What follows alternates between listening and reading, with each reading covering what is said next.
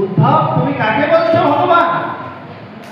তুমি জানো না কৃষ্ণ আমার ছেলে? আরে আমি এরকম কোলের থেকে মানুষ করেছি, বলেই করেছি।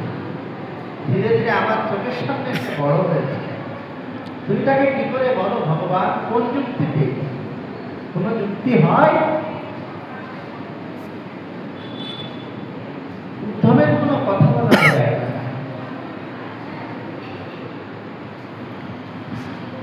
মহারাজ নন্দ একদিন বলছেন, গোয়াল ঘরে ঢুকেছেন দুগ্ধ দহন করতে গাভীদের থেকে। একটি বালতি নিয়ে এক স্থানে জুতো রেখেছেন, রেখে জুতো করে গোয়াল ঘরে প্রবেশ করতেন। যেমন ব্যবসা দোকানে কেউ জুতো করে প্রবেশ করে না, মন্দিরে কেউ যায় না, সেরকম গোয়াল ঘর সেখানে জুতো করে প্রবেশ করতেন।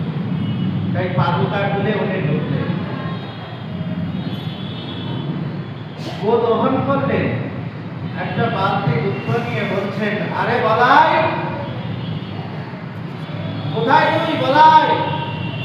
বলাই এসেছে, এসে বলছেন, বাবা বলো। বলছে, যা তো এই দুধ বালতিটা নিয়ে যা মায়ের কাছে। বলাই আর লোকে আনন্দের সহিত ওই দুধের বালতিটা নিয়ে চলেছে।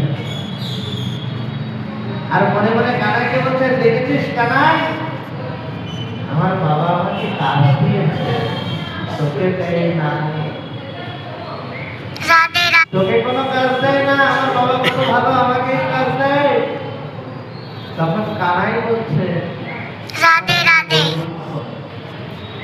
রাধে রাধে, তোমার সেবা করব, ভক্ত সেবা আমি করতে পারি না।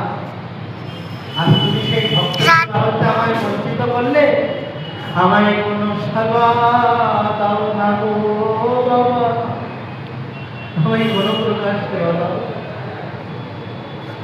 মনে মনে যখন বলছেন, তখন সীতানন্দ বসে হাটিয়ায় বসে বলছেন, যা তো কানাই,